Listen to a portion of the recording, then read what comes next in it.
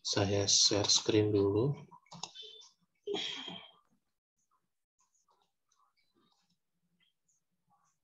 Oke, simpelnya sebenarnya kita lihat dari ini aja sih, dari LKS. Sama nanti tugasnya dari LKS aja. Nah, hari ini kita mau lihat keberagaman di Indonesia. Jadi, bangsa Indonesia itu terdiri dari begitu banyak suku dan agama. Lalu, karena bicara soal keberagaman itu, mau nggak mau kita harus bisa menerima dan menyesuaikan sih. Sebenarnya mungkin kalau misalnya kamu cuma hidup di Jakarta, kamu tidak begitu terasa sih. Tapi nanti kalau kamu misalnya akan ada pekerjaan di Bali atau di Kalimantan atau di apa, kamu akan melihat bahwa itu tuh beda banget, makanannya beda, orang-orangnya beda, lalu cara mereka bersosialisasi, bertegur sapa itu juga beda gitu. Jadi kalau seandainya kamu nanti punya kesempatan untuk ada di tempat lain selain di Jakarta, kamu akan tahu itu. Seperti kayak apa, kalau kamu ke Bali tuh, Bali tuh beda banget sama kita. Sepertinya kayak Bali tuh kayak negara lain gitu. Sepertinya kayak gitu karena rumah-rumahnya beda, orang-orangnya beda, lalu ada banyak bule dan lain-lain. Jadi simpelnya kayak gitu. Kita lihat yang pertama, keberagaman secara umum.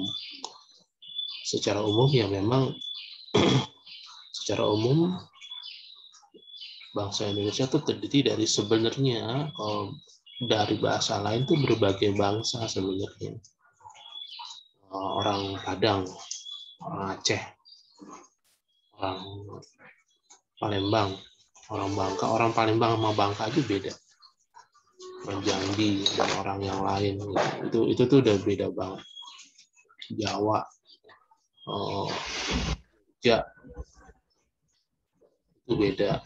Semuanya jadi agak beda. Jadi memang kalau secara umum memang ada perbedaan-perbedaan. Tapi sekali lagi mungkin karena kita hidup di Jakarta itu tidak terlalu terasa sih. Itu tentu saja ada unsur-unsurnya. Unsur-unsurnya ini misalnya ini, salah satunya ini. Lalu ini sebenarnya lebih pada karakteristik, misalnya contoh orang Papua tuh mereka punya satu kebiasaan, prinsip gitu ya. Lalu misalnya kalau kamu ke Kalimantan, mereka juga punya sesuatu yang khas banget. Lalu kita tidak boleh melanggar itu. Gitu. Jadi situasinya kayak gitu. Tentu saja ini nih memegang peran banget adat ini. Memegang peran banget. Lalu tentu saja kesenjangan sosial. Kesenjangan sosial dalam arti sih sebenarnya begini kalau kesenjangan sosial. Nah, ukuran sejahtera itu beda pada setiap wilayah ya. Contoh misalnya kamu ke Kalimantan Barat atau Barat kalau nggak salah, itu tuh mereka tuh banyak yang punya mobil bagus, tapi rumahnya biasa. Mobilnya keren-keren, tapi rumahnya biasa. Maksudnya rumah biasa dalam arti tidak bisa dikatakan mewah kalau orang Jakarta. Salah satunya itu. Lalu kalau ini sih jelas. Ini dibedakan antara agama dan keyakinannya. Keyakinan contoh, keyakinan ini lebih ke adat sih sebenarnya. Ada beberapa yang megang adat Kalimantan atau Baduy lah. Baduy itu paling kelihatan. Baduy itu kan mereka tidak memutuskan untuk tidak bergaul dengan sekitarnya.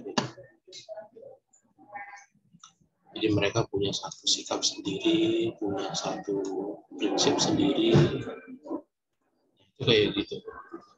Jadi keyakinan ini sesuatu yang sifatnya sangat, ini bahkan bisa lebih daripada agama.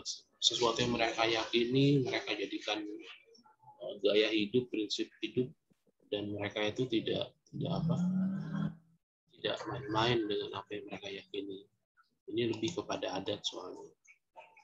Beberapa yang pelosok-pelosok itu, yang daerah-daerah yang masuk ke dalaman itu, mereka itu nggak bisa, dalam arti mereka tuh kalau sesuatu yang sudah mereka yakini itu mereka nggak akan diapa-apain juga nggak bisa.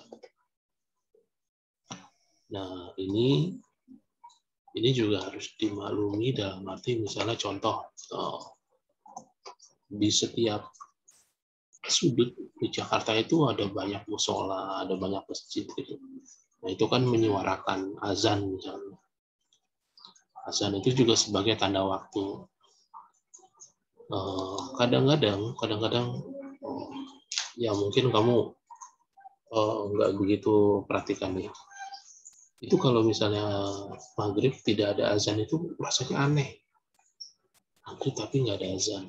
Tapi di sisi lain kita merasa bahwa kadang-kadang berpikirnya, tapi kalau nggak ada azan itu lebih enak. Kadang-kadang berpikiran begitu. Lalu ideologi dan politik ini sebenarnya pada gaya hidup sih. Contoh misalnya, kamu ke Bali, kamu memasuki beberapa situs, kamu harus ikut dengan pakaian khusus tertentu,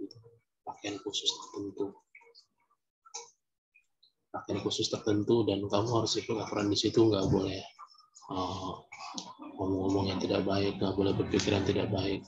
Nah kalau di Bali itu sama, kalau misalnya kamu ke gunung, kalau kamu pernah ke gunung ya, misalnya Gunung Gede misalnya, Gunung Gede itu ada beberapa aturan tidak tertulis yang mengatakan bahwa kamu tuh harus berpikiran positif. Kalau naik gunung tuh jangan pada saat kamu datang bulan, itu bahaya. Nah, kalau tempat-tempat seperti kayak di Bali, kayak di gunung itu mereka langsung nyata itu. Jadi kalau kamu melanggar itu, kamu langsung kena akibatnya. Jadi memang mau nggak mau itu memberikan satu pengaruh. Jadi kita tuh akan lebih sama kalau kamu di Singapura misalnya, kalau kamu di sini kamu bisa buang sampah sembarangan, di sana nggak bisa, karena langsung dihukum. Nah, sifat-sifat yang langsung itu biasanya itu malah lebih efektif. Nah, kalau tata krama biasanya ini kamu melihatnya tuh, kalau misalnya contoh misalnya kalau saya cerita pengalaman saya. Jadi saat itu pas saya pernah ke Medan, saya tuh pikir setiap orang marah-marah di sana. Tapi ternyata memang mereka gaya bicaranya kayak gitu. Sama misalnya gini contoh, kalau kamu melihat orang Ambon, orang Irian atau orang Flores berkumpul, kamu tuh sudah berpikir bahwa mereka itu sesuatu yang harus dihindari. Memang kayak gitu. Tapi kalau kita kenal dekat, kita akan tahu bahwa ternyata gaya hidup mereka tuh kayak gitu. Kalau di Timur, maksudnya di Indonesia Timur itu, misalnya mereka tuh terbiasa minum. Nah untuk mereka itu bukan sesuatu yang salah. Bukan sesuatu yang salah. Yang salah tuh kalau mencuri. Nah kalau di kita minum itu, apalagi kalau sampai mabuk-mabukan ya di tengah jalan, itu tuh dianggap berbahaya. Kalau mungkin kalau di rumah masih bisa lah.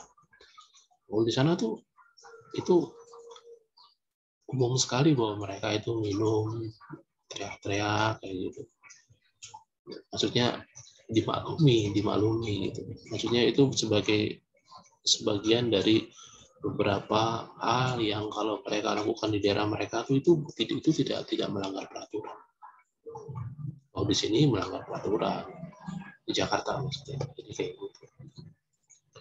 Nah ini yang selanjutnya, problematika itu masalah yang dihadapi bahasa Indonesia saat ini adalah gejala diskriminasi dalam masyarakat yang beragam. Nah ini harus dipahami bahwa ini terjadi dan bermasalah di kota-kota yang sudah berkembang. Maksudnya contoh kalau di Irian, di gunung, itu nggak ada diskriminasi. Karena sepertinya setiap orang hidup dengan cara yang sama. Ya mereka tidak bisa dikatakan berbeda satu sama lain, sama semuanya. Nah ini biasanya ada hubungan dengan politik juga ini. Atau sebenarnya satu pendapat, misalnya contoh Batak kasar, misalnya orang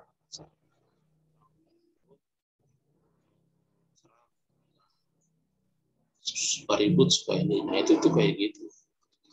Tapi sebenarnya mau nggak mau, karena kita hidup dalam situasi yang berbeda dan ya setiap orang sepertinya emang berbeda ya. Nah, sesuatu yang menarik sebenarnya gini, ini yang terjadi. Jika orang Flores ke Jakarta, dia itu tidak membawa, maksudnya dia itu tidak bisa membawa ini yang membawa ke daerahnya. Mereka sudah sangat berkurang, apalagi kalau seandainya mereka, keturunan mereka sudah lahir di Jakarta, misalnya orang Flores punya anak-anak lahir di Jakarta, maka itu sudah beda sekali dengan orang Flores yang dari Flores gitu. Dan ketika mereka punya kesempatan untuk ke Flores, mereka kaget-kaget, oh ternyata tuh kayak gini gitu. Jadi ibaratnya orang kota lah. Biasanya kalau orang kota tuh artinya ketika mereka memutuskan untuk tinggal di suatu kota,